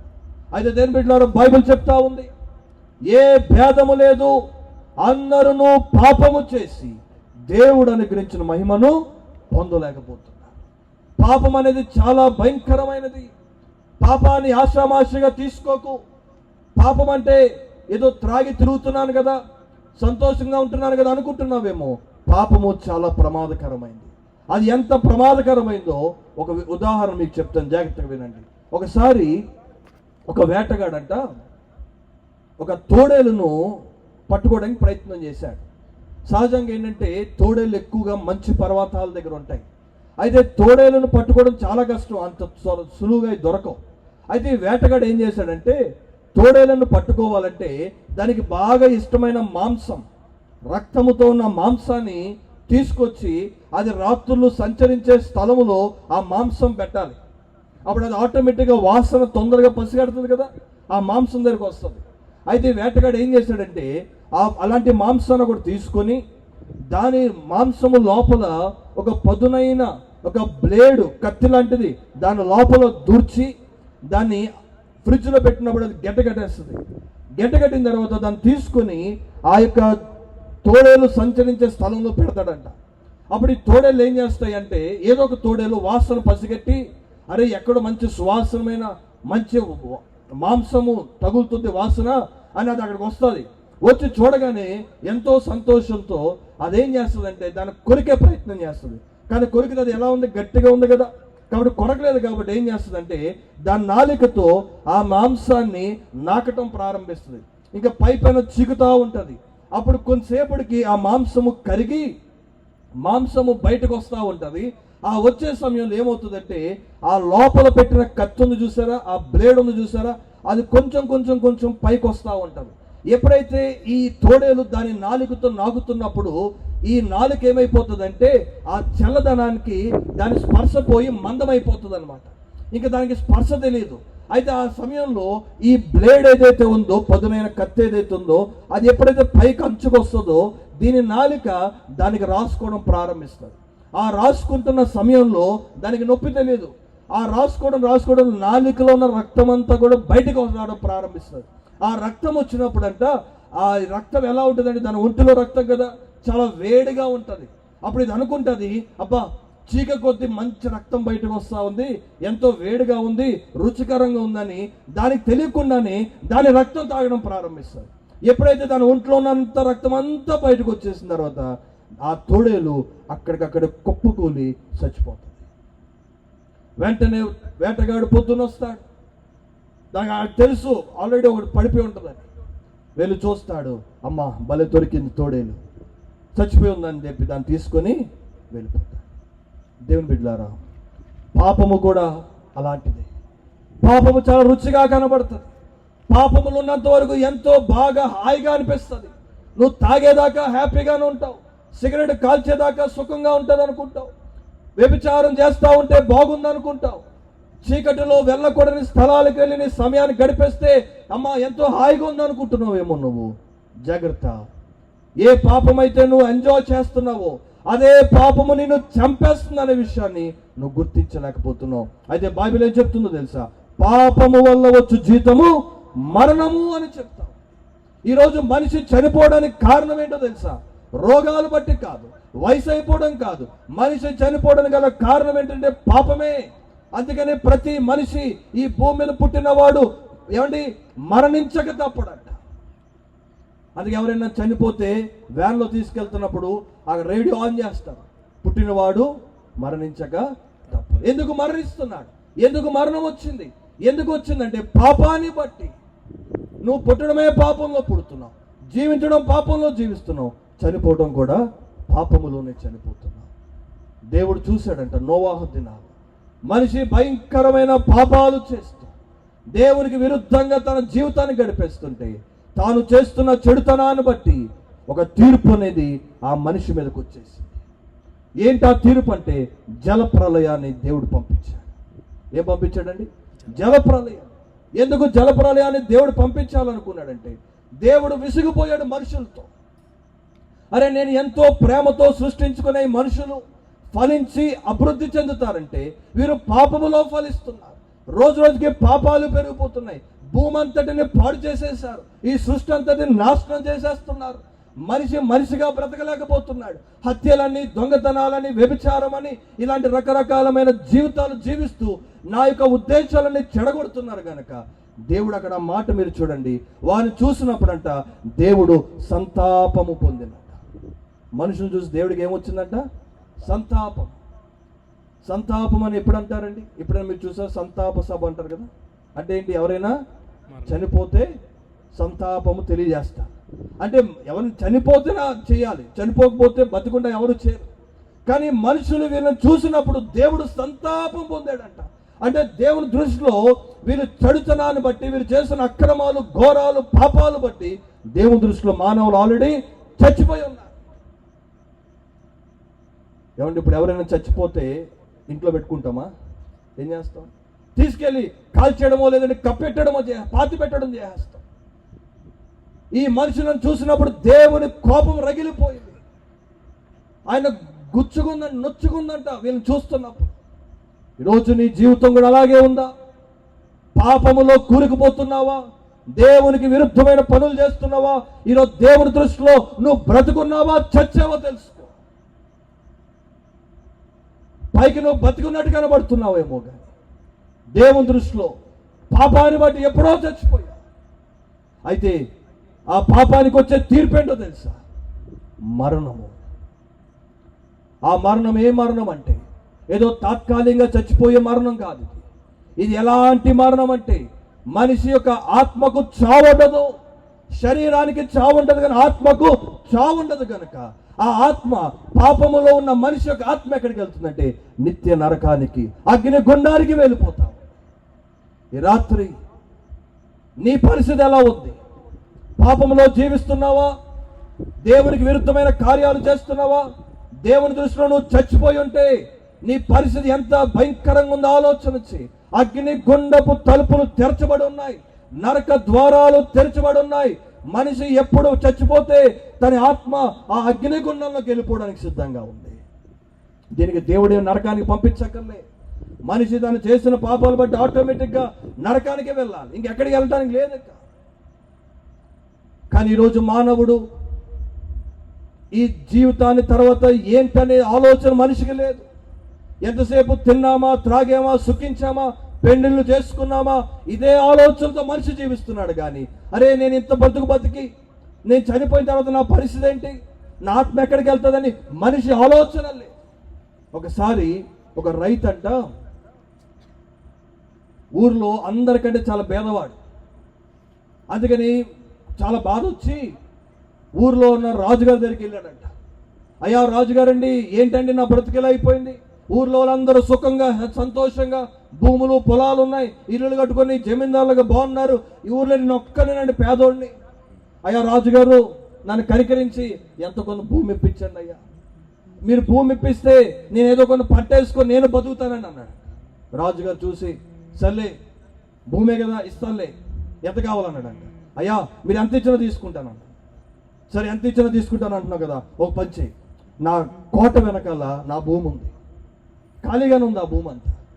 నువ్వు రేపు ఉదయం 6 గంటలకు వచ్చేసి సాయంత్రం 6 గంటల దాకా నువ్వు ఎంతైతే పరిగెడతావో, ఎంతైతే తిరుగుతావో, ఆ తిరిగిన నేలంతా భూమి అంతా నీకు ఇచ్చేస్తాను అన్నాడంట. ఇక చూసుకోండి, ఈ రైతు ఆనందం ఇంత అంత కాదు. అబ్బా నా మొత్తానికి నా ఆశ తీరిపోయింది, ఇక రాజుగారు భూమి ఇచ్చేస్తా అన్నాడు, ఎంత తిరిగితే అదంతా నాదే అన్నాడు. ఇక చూసుకో, ఇక రాత్రి నిద్ర పట్టట్లేదు మనిషికి, ఎందుకు కలగంటున్నాడు. ఇక భూమి వచ్చేసింది, ఇంకా బోలని పంటలు వేస్తాను, ఇల్లులు కట్టేస్తాను, ఆస్తి సంపాదించేస్తాను, ఇక నేనే గొప్ప అయిపోతాను అనుకుని కలగంటున్నాడు అంట రాత్రి అంతా. ఇక మంత్రి గారు ఉదయాన్నే వచ్చేసాడు, ఈ రైతు కూడా వచ్చేసాడు. మంత్రి గారు అన్నారు, బాబు 6 అయిపోయింది, ఇక మొదలెట్టు అన్నాడంట. ఇక చూడండి వెనక్కి తిరగకుండా పరిగెడుతున్నాడు. ఎక్కడికి? భూమి సంపాదించుకోవడం. ఇదే మరి ఎంతకాలం నన్ను తీసుకోమన్నాడు కదా, ఇక ఎంత పరిగెడితే ఆ భూమి అంతా అయింది కాబట్టి పరిగెడుతున్నాడు. సాయంత్రం 6 అయిపోయిందంట. మంత్రి గారు పిలుస్తున్నారు, భోజనం కూడా చేయలేదు, ఇంకెంత పరిగెడతారో బాబు, చాలు వచ్చాయి వెనక్కి వచ్చాయంటే, అయ్యా ఇంకొక గజం, ఇంకొక సెంటు చాలు బాబు, ఏం చేసుకోండి ఎంత భూమి రా అంటే ఇంకొంచెం పరిగెడుతున్నాడు. మొత్తానికి 6 అయిపోయింది. మంత్రి వచ్చేమన్నాడు, ఎలా వచ్చారు రాజుగారిని కలవాలి మనం అంటే, ఇక చూసుకొని ఆనంద బాష్పాలతో, ఆనందంతో, సంతోషంతో ఈ వెనక తిరిగి చూసుకుంటాడు. అబ్బా ఎంత భూమి వచ్చింది నాకు అనుకొని పొంగిపోయి రాజుగారు కోటలోకి వెళ్ళాడట. రాజుగారు సింహాసనం మీద కూర్చున్నాడు ఇలా పైన, ఇక్కడేమో కింద అంతా మంత్రులు పెద్ద పెద్ద వాళ్ళు కూర్చున్నారు. ఆ రైతు పరుగెత్తుకుంటూ, అయ్యా రాజుగారు మీకు దండాలండి, నాకు అంత భూమి వచ్చేసిందండి అని సంతోషపడుతూ రాజుగారి దగ్గరికి వస్తున్నప్పుడు ఆ పై మెట్లు ఎక్కుతున్నాడంట. ఆ మెట్లు ఎక్కినప్పుడు ఒకసారి స్పృహ తప్పి వెనక్కి పడ్డేటప్పటికి తలకి దెబ్బ తగిలింది, అక్కడే చచ్చిపోయాడు. వెంటనే ఎవరెక్కడ రాజుగారి పిల్లగా మంత్రి వచ్చాడు. ఏమైంది ఈ వ్యక్తికి అంటే, అయ్యా నేను వచ్చాడు కదండి, భూమి కావాలన్నాడు కదా, మరేమైంది? అయ్యా రాత్రి అంతా పడుకోలేదు, రోజంతా పరిగెడతానే ఉన్నాడు భూమి కోసం. ఆఖరికి సంపాదించుకున్నాను అనుకో లోపలికి చచ్చిపోయాడండి. మరి ఇప్పుడు ఏం చేద్దాం? రాజుగారు అన్నారు, ఓ పని చేయి, వాడికి భూమి కావాలని కోరుకున్నాడు కాబట్టి వాడి ఆశ నేను తీర్చేస్తాను, వాడికి భూమి. అది ఎంత భూమి ఇవ్వాలో తెలుసా? 6 అడుగుల భూమి వాడికి ఇచ్చేది. దేనికయ్యా 6 అడుగుల భూమి అంటే? వాడి పాతి పెట్టడానికి 6 అడుగుల భూమి సరిపోతుంది. ఈ రాత్రి దేవుని బిడ్డలారా, ఈ జీవితంలో ఏదో సాధించాలని నువ్వు పరుగులు తెస్తున్నావేమో, పరిగెత్తు, పర్లే. అయితే ఆ పరుగు ఎక్కడికి ఆగిపోతుందో ఆలోచించి, ఈ జీవితంలో నువ్వు ఎంత పరిగెత్తినా ఆఖరికి నువ్వు వెళ్ళాల్సిన భూమిలోకే. మరి నీ ఆత్మ సంగతి ఎప్పుడైనా ఆలోచన చేశావా? బైబిల్ చెప్తుంది, మనిషి చనిపోయిన తర్వాత 2 ప్రదేశాలు ఉంటాయంట తన ఆత్మ చేరడానికి. ఒకటి స్వర్గము, పరలోకము, అది దేవుడుండే స్థలం అయితే, ఇంకొకటి నరకము, పాతాళము, పాపము చేసి అపరాధము చేసి చచ్చిన వాళ్ళందరూ కూడా వెళ్ళాల్సిన స్థలము. దాన్నే పాతాళం అంటారు, లేదా నరకం అంటారు, అగ్నిగుండం అంటారు, ఇంకేదైనా పేర్లు పెట్టుకో. వెళ్ళాల్సింది ఒక చోటికి. అదేంటో తెలుసా? ఆ స్థలం ఎలా ఉంటుందంటే అగ్ని ఆరదు, పురుగు చావదంట. ఈ రాత్రి నువ్వు ఈ పాపములో జీవిస్తూ పాపంలో చచ్చిన స్థితిలో ఉండి దేవుడు నిన్ను చూస్తున్నాడు. నువ్వు ఏ స్థితిలో ఉన్నావో దేవుడు నిన్ను చూస్తున్నాడు. నోవాహు దినాల్లో దేవుడు చూశాడు, నరులంతా కూడా చెడుతనంతో దేవుని దృష్టిలో చచ్చిపోయి ఉన్నారు. ఇప్పుడు ఎలాగా? తీర్పు వచ్చేస్తా ఉంది. దేవుడు జలప్రలయాన్ని పంపిస్తున్నాడు. ఈ భూమి మీద ఉన్న మానవులందరినీ తుడిసేద్దాం, కడిగేద్దాం, ఈ భూమి అంతా కూడా పరిశుద్ధం చేసేయాలి. ఇప్పటికే చాలా నాశనం చేశారని దేవుడు అనుకుంటా ఉన్నాడు. జలప్రలయం వస్తూ ఉన్నాడు. ఆ సమయంలో దేవుడు భూమి అంతా చూస్తే ఒక్క వ్యక్తి దొరికాడు దేవుడికి. నీతిమంతుడుగా దేవునితో నడుస్తున్న మనిషి, ఒక మనిషి కనబడ్డాడు దేవునికి. అతనే నోవాహు. ఆ నోవాహును చూడగానే దేవుడికి ఆశ కలిగింది. అరే, ఒక్కడున్నాడని నీతిమంతుడు ఇక్కడ. ఈ ఒక్క మనిషి ద్వారా వచ్చే జలప్రలయం నుండి మానవాళిని రక్షిద్దాం అనుకున్నాడంట దేవుడు. అందుకు దేవుడు చెప్పింది ఏంటంటే నోవాహుతో, నోవాహు, నువ్వు ఒక ఓడ కట్టాలి. ఆ ఓడలో ఈ భూమి మీద ఉన్న జంతువులన్నీ కూడా జతలుగా నీ ఓడలోకి వస్తాయి. వాటితో పాటు ఈ మనుషులు గనక మార్పు చెంది తమ పాపాలు విడిచిపెట్టి గనక నీ ఓడలోకి వస్తే వాళ్ళు కూడా రక్షించబడతారు. నిన్ను బట్టి వాళ్ళు రక్షిస్తానని దేవుడు చెప్తే నోవాహు వెంటనే ఓడ కట్టడం ప్రారంభించాడు. అయితే నోవాహు ఓడ కడుతుంటే మనుషులు ఎటకారం ఆడారంట. ఒరే పిచ్చోడా, ఇప్పుడు ఓడ కడుతున్నావేంటి? అసలు వర్షమే లేదు, ఏం చెప్పండి నీ దేవుడు, ఏం నమ్ముతున్నావు అని రకరకాలుగా నోవాహును తిట్టిపాడేస్తున్నారు. కానీ నోవాహు ఏం పట్టించుకోలే. దేవుని చెప్పిన మాటకు లోబడి ఓడ కట్టడం ప్రారంభించాడు. ఈరోజు దేవుని బిడ్డలారా, ఇప్పుడు మరి నీతిమంతులు ఉన్నారా అని దేవుడు చూస్తే రోమపత్రికలో ఉంది, ఒక్కడును నీతిమంతుడును లేడు. మరి ఎలాగ ఇప్పుడు మనల్ని రక్షించేది ఎవరు? దేవుడు చూశాడు. ఎలాగ ఈ మనుషులు రక్షించడం? చనిపోయిన వాళ్ళందరూ నరకానికి పోతున్నారు. ఎవరు వీళ్ళు రక్షిస్తారంటే నోవాహు లాంటి వాళ్ళు ఎవరు లేరిక. మరి ఎలాగా అన్నప్పుడు దేవుడు ఆలోచన చేశాడు. అరే, నేను సృష్టించిన నా ప్రజలు నా కళ్ళ ముందే నరకానికి వెళ్ళిపోవడం నాకు ఇష్టం లేదు కనుక ఆయనే దేవుడయ్యుండి మానవాళిగా మనిషి రూపము ధరించి, దాసుని స్వరూపము ధరించి యేసు క్రీస్తు ప్రభువారు ఈ లోకానికి, పరలోకాన్ని విడిచిపెట్టి భూలోకానికి వచ్చేసాడు. 2000 సంవత్సరాల క్రితము యేసు క్రీస్తు ప్రభువారు కన్యక గర్భమున జన్మించి 33.5 సంవత్సరాలు మాత్రమే యేసు ప్రభు ఈ భూమి మీద జీవించారు. ఆయన జీవించిన జీవితం అంతా కూడా పరిశుద్ధమైన జీవితం, నీతిగల జీవితం, పవిత్రమైన జీవితం. ఆయనలో ఏ పాపము లేదంట. ఆయన పాపము ఎరగని వాడు. అందుకే యేసు ప్రభు చెప్పాడు, నాలో పాపం ఉందని మీలో ఎవరైనా స్థాపించగలరని చెప్పగలిగిన ఒకే ఒక్క వ్యక్తి ఆయన యేసు క్రీస్తు ప్రభువు. ఆయనే సృష్టికర్త అయిన దేవుడు, ఆయన ప్రేమగల దేవుడు. అటువంటి దేవాతి దేవుడు మానవాల్ని ప్రేమించి మన పాపముల కొరకు ఆయనే శిలువ త్యాగాన్ని చేసుకున్నాడు. మన పాపములన్నీ తన మీద వేసుకొని ఆ కలువరి శిలువలో రక్తం చిందించాడు యేసు క్రీస్తు ప్రభువు. ఎందుకో తెలుసా? మానవాన్ని రక్షించడం కోసం. ఎందుకంటే ఈ మనిషి చనిపోతే నరకానికి వెళ్ళిపోతున్నాడు. దేవునికి అది ఇష్టం లేదు కనుక, అయ్యో నేను సృష్టించుకున్న నా ప్రజలు వాళ్ళు పరలోకానికి, స్వర్గానికి రావాలి, నేనున్న స్థలములో ఈ మానవాళ్ళు రావాలని దేవుని కోరిక. అదే చాలా మంది ఏమనుకుంటారంటే, స్వర్గమే కదండి వెళ్ళిపోదాం అనుకుంటారు. మేము మంచి పనులు చేస్తున్నామండి అయితే వెళ్ళిపోతారా? మేము చాలా ధర్మ కార్యాలు చేస్తాం అయితే వెళ్ళిపోతారా? ఏమంటే పరలోకములో అదేమన్నా చుట్టాలేలు కాదు, ఎప్పుడు పడితే ఎప్పుడు వెళ్ళి రావడానికి. అది దేవుడు ఉండే స్థలం, అది పరిశుద్ధ స్థలం. అది కాబట్టి అందరికి అక్కడ చోటు ఉండదు. పరిశుద్ధులకు, నీతిమంతులకు, వారికి మాత్రమే పరలోకంలో చోటు. కానీ బైబిల్ చెప్తుంది కదా, ఒక్కడును నీతిమంతుడు లేడు దేవుని దృష్టిలో. నీ దృష్టిలో నువ్వు నీతిమంతుడేమో కానీ దేవుని దృష్టిలో కాదు నువ్వు. మరి ఇప్పుడు ఎలా మన పరిస్థితి? ఆ పరలోకానికి ఎలా వెళ్ళాలి? మరి మానవులందరూ నరకానికి వెళ్ళిపోతే మరి పరలోకానికి వెళ్ళేది ఎవరు? దేవుని బిడ్డలారా, ఒకరోజు మేము రాజమండ్రి సెంట్రల్ జైల్లో ప్రతి సంవత్సరం క్రిస్మస్ చేస్తాం. అయితే పోయిన క్రిస్మస్కి 2 సంవత్సరాల క్రితం క్రిస్మస్కి పర్మిషన్ తీసుకున్నాం. ఎందుకంటే జైల్లో మేము క్రిస్మస్ చేయడానికి బయట వాడిని కూడా తీసుకెళ్తాం. అయితే మా నాన్నగారు బిజీగా ఉండి నన్ను సూపరింటెండెంట్ గారి దగ్గరికి వెళ్ళి పర్మిషన్ తీసుకోమన్నారు. సరే కదా, నేను సూపరింటెండెంట్ గారి దగ్గరికి వెళ్ళి, సార్ ఇలాగ 25వ తారీఖు క్రిస్మస్ ఉంది కదా సార్, మరి ఈ సంవత్సరం కూడా మేము కొంతమంది బయట వాళ్ళు తీసుకొని వెళ్ళి క్రిస్మస్ చేయాలనుకుంటున్నామంటే సూపరింటెండెంట్ వెంటనే అయ్యో తప్పకుండా వెళ్ళండి బాబు అని మాకు లెటర్ రాసి పర్మిషన్ ఇచ్చారు. 25వ తారీఖున 8 గంటల కల్లా మేము రాజమండ్రి సెంట్రల్ జైలు గేట్ల దగ్గర రెడీగా ఉన్నాం. ఎప్పుడైతే లోపలికి వెళ్దాం అనుకున్నా కానీ అక్కడ కానిస్టేబుల్ ఆడబడ్డా, ఎక్కడికి అన్నాడు, సార్ ఇలా జైల్లో క్రిస్మస్ చేయడం పర్మిషన్ ఉంది సార్ అన్న. ఆ జైలు గేట్లు తెరిచారు, ఎంట్రన్స్ లోపలికి వెళ్ళిపోయిన తర్వాత మళ్ళీ ఇంకో గేట్ వచ్చింది, మళ్ళీ ఆపారు. ఏంటి సార్ అన్న, ఎక్కడికి అన్నారు, సార్ ఇలా జైల్లో క్రిస్మస్ చేయడం పర్మిషన్ ఉందా అంటే ఉంది, చూపించండి అన్నారు. చూపించాను. మరి మీరు ముందు ఇచ్చిన పేర్లు లిస్ట్ ఇవ్వండి అన్న. అది మేము ముందే పేర్లు ఇచ్చేయాలి, ఎవరు వస్తున్నారు ఎవరు రావట్లేదు. ఆ పేరు లిస్ట్ ఇచ్చినప్పుడు రమేష్ ఉన్నాను సార్, నువ్వు లోపలికి వెళ్ళు. రాణి సార్ ఉన్నాను సార్, నువ్వు లోపలికి వెళ్ళు. అలాగా కొన్ని పేర్లు చదివితే ఆ పేర్లు చదివిన వాళ్ళందరూ కూడా లోపలికి వెళ్ళారు. ఇంకొంతమంది ఉండిపోయారు కానీ వాళ్ళ పేర్లు లిస్టులో లేవు. ఆయన అడిగాడు, ఏంటి వీళ్ళ పేర్లు లేవేంటి, మరి వీళ్ళు ఎవరంటే, సార్ ఇప్పుడే లాస్ట్ మూమెంట్లో వచ్చారండి, వాళ్ళ పేర్లు మేము రాయలేదు సార్, కొంచెం వాళ్ళు కూడా పంపించండి అంటే, సార్ ఏమనుకోవచ్చు సార్, రూల్స్ ఒప్పుకో, ఎవరి పేరైతే ముందు రాయబడి ఉంటుందో వాళ్ళనే మేము పంపిస్తాం అని వెనక్కి వెళ్ళిపోమన్నాను. సార్ ప్లీజ్ సార్, పాపం ఇప్పుడే ఆశ ఉంది సార్, లోపలికి రావాలి. ఎంత ఆశ ఉన్నా ముందే పేరు రాసుకోవాలి, వాళ్ళు రాయలేదు, పెట్టి పంపించి వెళ్ళిపోయిన తర్వాత ఎవరి పేర్లు అయితే ఉన్నాయో వాళ్ళు మాత్రం లోపలికి వెళ్ళాం.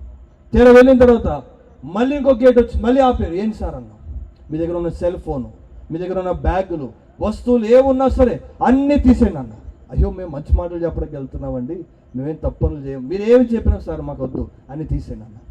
తీసేసి పక్కన పెట్టేసి కట్టుబట్టలతో, ఒత్తి చేతులతో, ఖాళీ చేతులతో ఇంకా లోపలికి వెళ్తుంటే మళ్ళీ ఇంకో గేట్ వచ్చింది, మళ్ళీ ఆపారు. అయ్య బాబు ఏంటి ఎన్ని గేట్లు ఉన్నాయి, మళ్ళీ ఇంకేం పడుతుంది, ఇంకేం లేవు కదా మా దగ్గర అనుకుని ఆ గేట్ దగ్గర చూస్తుంటే లోపల చెరసాలంతా కనబడుతుంది, ఖైదీలు కనబడుతున్నారు. అబ్బా మొత్తానికి ఇంకా లోపలికి వెళ్ళిపోతాం అనుకున్నాక వాళ్ళు లోపలికి వెళ్ళవట్లే. సార్ ఏంటి సార్ ఇంకేం కావాలంటే, ఇప్పుడు ఎవరైతే లోపలికి అడుగు పెడతారో వాళ్ళ చేతికి మేము ఒక స్టాంప్ వేస్తాం, ఒక పచ్చబొట్టు లాంటిది వేస్తాం. ఎవరికైతే చేతికి స్టాంప్ ఉంటుందో వారు మాత్రమే లోపలికి అడుగు పెట్టాలన్న. అప్పుడు ఆలోచన చేశా, రాజమండ్రి సెంట్రల్ జైల్లో ఎవరుంటారు? హత్యలు చేసిన వారు, నేరాలు ఘోరాలు చేసిన వారు, దొంగలు ఉంటారు. అరే మరి అలాంటి వారి మధ్యలోకి ఒక మనిషి వెళ్ళడానికి ఇన్ని అడ్డంకులు ఉంటే, ఇన్ని రూల్స్ రెగ్యులేషన్స్ ఉంటే, ఎవరి పేర్లు అయితే ముందు రాసేమో వాళ్ళనే పంపించాలి, ఎవరి చేతికైతే స్టాంప్ వేస్తే వాళ్ళు అడుగు పెట్టాలి, ఇన్ని రూల్స్ ఉంటాయి. మరి పరలోకములో నిత్యము పరిశుద్ధుడు పరిశుద్ధుడు పరిశుద్ధుడు వేవేల దూతలతో కొనియాడబడుతున్నా ఆ దేవాతి దేవుడు నివసించే ఆ పరిశుద్ధ స్థలంలోకి ఎవరు పడతారు వెళ్ళిపోతారండి? అయ్యా నేను పాటలు పాడుతాను అయితే వెళ్ళిపోతావా? అయ్యా నేను మంచి పనులు చేస్తున్నాం అయితే వెళ్ళిపోతావా? అయ్యా నేను చాలా కానుకలు ఇస్తాను అయితే వెళ్ళిపోతావా? అయ్యా నేను ఎంతో మందికి సేవ చేస్తాను అయితే వెళ్ళిపోతావా? మరి ఎవరు వెళ్తారయ్యా అంటే, ఎవరైతే క్రీస్తు రక్తములో కడగబడి శుద్ధి చేయబడి, ఎవరైతే యేసు క్రీస్తు ప్రభుని సొంత రక్షణగా అంగీకరించి తమ పాపాలు ఒప్పుకుంటారో, పాపాలు కడుక్కుంటారో వారికి మాత్రమే పరలోకంలో వెళ్ళే ఆ భాగ్యము దేవుడు మాత్రమే ఇస్తాడు. నా మాటలు నేను ముగిస్తా ఉన్నా. ఈ రాత్రి ఇక్కడ కూర్చున్నాం. మీరు ఇంకా ఎవరైనా మీ పాపాలు ఒప్పుకోకపోతే, పాపాల్లో జీవిస్తూ చచ్చిపోతేనే పరలోకానికి వెళ్ళిపోతానంటే కుదరదు. అది ఆఖరికి సిలువలో దొంగ కూడా తన పాపాలు ఒప్పుకున్నాడు, పశ్చాత్తాపడ్డాడు, ఈ శిక్ష మాకు న్యాయమే అని చెప్పాడు. అప్పుడే ప్రభు అన్నాడు, నేడు నీవు నాతో కూడా పరదేశంలో ఉంటావు. నువ్వు క్రైస్తవుడిగా జీవించేస్తే కుదరదు. నీ పాపాలు ఒప్పుకొని ప్రభు దగ్గర రావాల్సిందే, మారు మనసు పొందాల్సిందే, పశ్చాత్తాపము పొందాల్సిందే. ఎందుకంటే క్రీస్తు తప్ప నిన్నెవరు కూడా ఇంకెవరు రక్షించలే. క్రీస్తు రక్తము ద్వారా ప్రతి పాపము కడగబడుతుంది. ఈ రాత్రి దేవుడు ప్రేమతో పిలుస్తున్నాడు. ఇక్కడ ఈ మైక్ యంత్రం ద్వారా ఈ రాత్రి ఇక్కడ కూర్చున్న మీలో కూడా ఇంకా మీరు ప్రభుని తెలుసుకోకపోతే గుర్తుపెట్టుకోండి, ఇది నోవాహు కాలంలో ఉన్న ఈ దినాల్లో అంట ప్రభు వస్తున్నాడు. యేసు క్రీస్తు ప్రభు తిరిగి మళ్ళీ రాబోతున్నాడు అంట. దాన్నే రహస్య రాకడంటారు, దాన్నే రెండవ రాకడంటారు. యేసు క్రీస్తు ప్రభువారు ఎవరైతే రక్షణ పొంది మారు మనసు పొంది ప్రభు కోసం కనిపెడుతున్నారో అట్టి వారిని ఆయన పరలోకానికి తీసుకువెళ్ళడానికి తిరిగి యేసు ప్రభు రాబోతున్న కాలంలో మనం ఉన్నాం. దొంగ ఎలా వచ్చినో తెలియదు కనుక సిద్ధముగా ఉండాలంట, మేలుకొని ఉండాలి. అయ్యా అందుకే పౌలు అంటున్నాడు, కాలము నెరిగి నిద్ర మేలుకొని వేలేదని తెలుసుకోమంటున్నాడు. ఇప్పుడు రక్షణ మరీ సమీపంగా ఉంది. ఈ రాత్రి ఇక్కడ కూర్చొని ఈ మాటలు వింటున్నవారు దేవుని మాటలను తృణీకరించి, నోవాహు దినాల్లో నోవాహు ఎన్నోసార్లు చెప్పాడు, అయ్యా జలప్రలయం రాబోతుంది, ఈ మాటలు తమాషా కోసం కాదు, ఈ వాడ ఎందుకు కడుతున్నామంటే ఎవరైతే నమ్మి ఓడలోకి వస్తాడో వాడు రక్షించబడతాడు, నమ్మకపోతే జలప్రలయంలో కొట్టుకుపోతాడు, ప్రాణాలు పోతాయి కనుక ఇప్పటికైనా బుద్ధి తెచ్చుకొని పశ్చాత్తపడి మేల్కొని తొందరగా ఈ ఓడలోకి రండంటే నోవాహుల కాలంలో మనుషులు వీడు వెర్రివాడు, పిచ్చి మాటలు మాట్లాడుతున్నాడు. జలప్రలయం అంట దేవుడు చెప్పాడట, చూసొచ్చాడేటి అని అనేక మాటలు మాట్లాడు. ఈరోజు కూడా మనుషులు అలాగే ఉన్నారు. అయ్యా పరలోకం అంటే నువ్వు చూసొచ్చావా, అయ్యా నరకం ఉందంటే నువ్వు వెళ్ళొచ్చావా అని రకరకాల వింత మాటలు మాట్లాడి ఈరోజు మనిషి చేతులారా దగ్గరకు వస్తున్న రక్షణను, సమీపంగా ఉన్న రక్షణను తానే తృణీకరించుకుంటున్న పరిస్థితులు మనం చూస్తూ ఉన్నాం. కాలానెరిగి ఏ కాలంలో ఉన్నావు నువ్వు తెలుసుకో. అమ్మా ఇది వర్షాకాలము ఎండాకాలం కాదు, ప్రభు తిరిగి వస్తున్న కాలం ఇది, రక్షణ అందుబాటులో ఉన్న కాలం ఇది. ఇప్పటికైనా నువ్వు రక్షణ నిర్లక్ష్యం చేస్తే నీ జీవితాన్ని నువ్వే కోల్పోతావు. ఈ రాత్రి మాటలు వినడానికే దేవుడిని ఇక్కడ తీసుకొచ్చా. పాపం ఎంత ఘోరమైందో అర్థం చేసుకో. నువ్వు ఈ జీవితం దేనికోసం నువ్వు పరిగెడుతున్నావు? ఈ లోకం కోసం పరిగెడితే నీకు మిగిలేదు 6 అడుగులు 3 అడుగులు భూమి మాత్రమే ఆఖరిగా. అదే ప్రభుని నమ్ముకుంటే పరలోకములో నిత్య రాజ్యములో యుగ యుగములు దేవునితో సంతోష సమాధానాలతో ఆ పరలోకంలో జీవించే భాగ్యం దేవునికి ఇస్తాడు. యేసుక్రీస్తు ప్రభువు ఆయన నిజమైన దేవుడు. మానవాళి కోసం ఈ లోకానికి వచ్చి సిలువలో మరణించి రక్తం కార్చి సమాధి చేయబడి ఇప్పుడు సమాధిలో లేడు యేసు ప్రభు. ఆయన తిరిగి 3వ దినాన మరణాన్ని జయించిన మృత్యుంజయుడిగా తిరిగి బయటకు వచ్చాడు. మరణాన్ని జయించిన దేవుడు యేసుక్రీస్తు ప్రభువు. ఈరోజు నువ్వు మరణానికి భయపడితే గనక నీ మరణ భయముల నుండి విడిపించడానికి యేసు ప్రభు నీ పక్షంగా ఉండడానికి ఇష్టపడుతున్నాడు. నువ్వు చేయాల్సిందంటే తెలుసా, నీ హృదయంలోకి యేసు ప్రభుని ఆహ్వానించు, మారు మనసు పొంది నువ్వు నమ్మితే ప్రభు వచ్చినప్పుడు నిన్ను కూడా ఆయన పరలోకానికి తీసుకెళ్తాడు. నువ్వు నమ్మలేదా? నరకపు ద్వారాలు తెరిచున్నాయి, రమ్మని పిలుస్తున్నాయి. ఎప్పుడు మరణం వస్తుందో మనిషికి తెలియదు కనుక ఆ మరణం వచ్చేలోపే మారు మనసు పొంది. ఒకసారి 2 కుక్కలు అరుచుకుంటూ ఒకటొకటి కొట్టుకుంటూ అనుకోకుండా ఒక నూతిలో పడిపోయాయట. ఆ నూతి చాలా లోతుగా ఉంది. ఎప్పుడైతే ఆ నూతిలో పడిపోయి 2 కుక్కలు ఇక ప్రాణాల కోసం అరుస్తున్నాయంట, కాపాడండి అని వాటి భాషలో మొరుగుతుంటే ఆ దారిని పోయిన వ్యక్తి ఆ యొక్క కుక్కలు అరుపులు గమనించి అయ్యో ఏ ప్రాణాపాయ స్థితిలో ఉన్నాయని చెప్పి ఆ నూతి దగ్గరికి వెళ్ళాడంట. చూస్తే ఆ 2 కుక్కలు మునిగిపోతున్నాయి, చచ్చిపోయేలాగా ఉన్నాయి, అరుస్తున్నాయి, మమ్మల్ని కాపాడండి అయ్యా అని.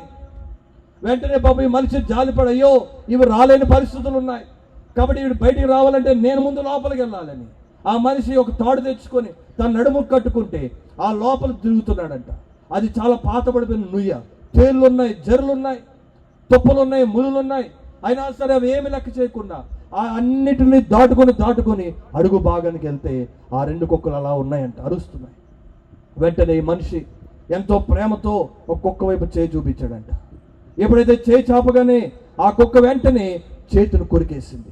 వెంటనే వెనక్కి లాక్కున్నాడంట చెయ్య. ఇదేంటి నేను రక్షిద్దామంటే కొరుకుతుంది ఏంటి అనుకున్నాడు. అప్పుడు ఇంకో కుక్క వైపు చేయి చాపగానే అది వెంటనే కొంచెం అలా తేలి ఆ యొక్క చేతి దగ్గరికి వచ్చగానే అతను ఏం చేశాడంటే దాన్ని అలాగా దగ్గర తీసుకొని దాని చంకలో పెట్టుకొని ఆ తాడు తీసుకొని అలాగ పైకి వచ్చేసాడంట. పైకి రాగా నా కుక్కను వదిలేశాడు. అది బతికిపోయింది. ఏ కుక్క అయితే అపార్థం చేసుకొని కరిచిందో అది కొద్దిసేపటి లోపలికి మునిగిపోయి చచ్చిపోయింది. ఈ రాత్రి యేసుక్రీస్తు ప్రభువు ఆయన 2 చేతులు నీకు చాపుతుంది. నువ్వు కనుక నీ చేతులు కనుక ప్రభుకిస్తే, నీ హృదయం ప్రభుకిస్తే, నీ హృదయాన్ని కడిగి శుద్ధి చేస్తా. అమ్మా, యేసు ప్రభుని అపార్థం చేసుకో. ఆయన నిన్ను శిక్షించడానికి కాదు, రక్షించడానికి వచ్చాడు. నీ జీవితం మార్చడానికి వచ్చాడు. నిత్య రాజ్యంలో నేను చేర్చడానికి వచ్చాడు. ఈ రాత్రి ఇక్కడ కూర్చుని ఎవరైనా, ప్రియ సహోదరుడా, సహోదరు, నీ జీవితం ఎంత విలువైందో నీకు తెలుసా? ప్రభు ఎంతగా నిన్ను ప్రేమిస్తున్నాడో నీకు తెలుసా? నీ కోసమే సిలువలో తన ప్రాణాన్ని పెట్టాడు, రక్తం చిందించాడు. తలలో ఉంచినట్లయితే విన్న మాటలను బట్టి ఈ రాత్రి ఎవరైనా మీ జీవితాలు ప్రభుకి ఇవ్వాలి అని అనుకుంటే, వాక్యం విన్నా నువ్వు నామకార్థంగా ఇంతకాలం జీవించావేమో, ఇంకా రక్షణ పొందకుండా పరలోకానికి వెళ్ళిపోతాను అనుకుంటున్నావేమో. అయ్యా, నేను చిన్నప్పుడే బాప్టిజం తీసేసుకున్నాను కాబట్టి నేను చచ్చిపోతే పరలోకానికి వెళ్ళిపోతున్నావేమో. కుదరదు. ముందు నీ జీవితం ప్రభుకి ఇచ్చేయి. నీ హృదయం ప్రభుకి. దేవుడు నీ ఆస్తి పాస్తులు అడగట్లేదు, నీ హృదయాన్ని మాత్రమే అడుగుతున్నాడు. ఆ పాడైపోయిన హృదయాన్ని ఆయనకి ఇస్తే దాన్ని తిరిగి బాగు చేసిస్తాడు. ఆయన రక్తంలో దాన్ని కడిగి శుద్ధి చేసి మరి నూతన హృదయంగా చేసిస్తాడు. మారు మనసు పొందుతావా ఈ రాత్రి? నీ జీవితం ప్రభుకి ఇస్తావా? ప్రభు ఆశతో ఎదురు చూస్తున్నాడు. నీకోసమే ఈ మాటలు, నీకోసమే ఈ సభలు, నీకోసమే ఇంత ఖర్చు పెట్టింది. ఎందుకు తెలుసా? నువ్వు రక్షణ పొందితే పరలోకములో గొప్ప సంతోషం, గొప్ప పండగ తలలు వచ్చినట్లయితే. ఎవరైనా మీ జీవితాలు ప్రభుకి ఇవ్వాలనుకుంటే మీరు కనుక లేచి నిలబడినట్లయితే మీకోసం మేము ప్రార్థన చేస్తాం. ఆలస్యం చేయకుండా. నోవాహు దినాల్లో మనం ఉన్నాం. ఇది సుఖపడే దినం కాదు, తిని త్రాగే దినాలు కాదు. ప్రభు వచ్చే దినాల్లో ఉన్నాం. మరణం ఎదురు చూస్తున్న దినాల్లో మనం ఉన్నాం. కాబట్టి ప్రియ సహోదర, సహోదరి, నీ జీవితాన్ని ప్రభుకిచ్చి మనం మారి దేవుని సన్నిధికి రావాలని దేవుడు ఆశపడుతున్నాడు. దేవునికి తోడుగా ఉండాలి. దేవుడు నీ జీవితంలో నెమ్మది, శాంతి, సమాధానం ఇవ్వాలని, రక్షణ దయచేయాలని దేవుడు ఆశపడుతున్నాడు. కనుక తలలు వచ్చినట్లయితే ప్రార్థన చేసుకుందాం. మా ప్రియ పరలోకపు తండ్రి, మీ పరిశుద్ధ పాదాలు కొందనాలు. ఈ రాత్రికాల సమయంలో నీ మాటలు మా అందరికీ మీరు వినిపించారు. మేము ఏ దినాల్లో ఉన్నామో మేము గుర్తించి, ఇది పెళ్ళిళ్ళు చేసుకొని తాగి తినే కాలము కాదు. ఈ కాలం ఎలా ఉందంటే దేవుని దృష్టిలో నరులు, చెడుతనము రోజు రోజుకి పెరిగిపోతా ఉన్న దినాలు. తీర్పు అనేది మా మీదకు రాబోతా ఉంది. దేవుని ఉగ్రత రాబోతా ఉంది. ఇది రక్షణ పొందే సమయము కాలం. ఇది జీవితాలు వ్యర్థంగా పాడు చేసుకునే కాలము కాదు. నీ లేఖనాల నుంచి మాకు వివరించారు. ప్రభు రాబోతున్నాడు, తిరిగి రహస్యంగా ఆయన రాబోతున్నాడు. కనుక సంగమా మేలుకో. ప్రభు రాకడ కొరకు కనిపెట్టాల్సిన సమయం, సిద్ధపడాల్సిన సమయం ఇది. క్రైస్తవుడా, మరవవద్దు ఆయన రాకడా. కనిపెట్టి ప్రార్థన చేసి సిద్ధముగా ఉండాలని నీ మాటలు వినిపించారు. ఈ రాత్రి నాయన నీ సువార్త వినబడింది నాయన. ఇక నీ కార్యము వాళ్ళ హృదయాల్లో జరిగించు. కఠిన హృదయాలు, రాతి హృదయాలు ఈ రాత్రి మీరు బద్దలు కొట్టి నాయన వారి హృదయంలో మీరు నివసించమని, ఇక్కడ ఎవరైతే తమ హృదయాలు మీకు అర్పించాలనుకుంటున్నారు అయ్యా, నిజమైన పశ్చాత్తాపం, నిజమైన మారు మనస్సుతో ప్రభుని తమ హృదయాల్లో చేర్చుకొని ముందుకు సాగడానికి సహాయం దయచేయమని, వచ్చిన బిడ్డలందరినీ దీవించు అయ్యా. ఈ రాత్రి వారు ఆలోచన చేసి అయ్యా, సమయాన్ని వృధా చేయకుండా, సమయాన్ని నిర్లక్ష్యం చేయకుండా రక్షణ పొంది వెళ్ళటానికి సహాయం దయచేసి, జరగబోయే మీటింగ్స్లో కూడా మీరు సహాయం దయచేయమని, నీ దాసుని బలపరచమని యేసుక్రీస్తు నామములో ప్రార్థించి వేడుకుంటున్నాము పరమ తండ్రి. ఆమేన్.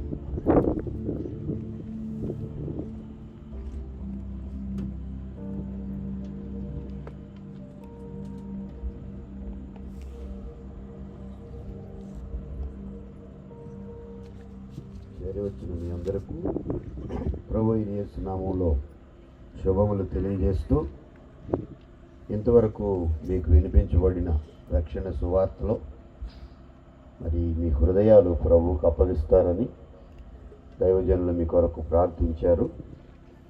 రేపటి దినం మరలా ఖచ్చితంగా 7 గంటలకు ఈ సభ ప్రారంభించబడి 9:30 ముగించబడుతుంది. ఇది మొదటి దినం కనుక కొంత ఆలస్యమైంది అని సేవకులు సమయమును మీ కొరకే హెచ్చించి శ్రేష్టమైన మాటలు దేవుడు మీ కొరకు వినిపించారు.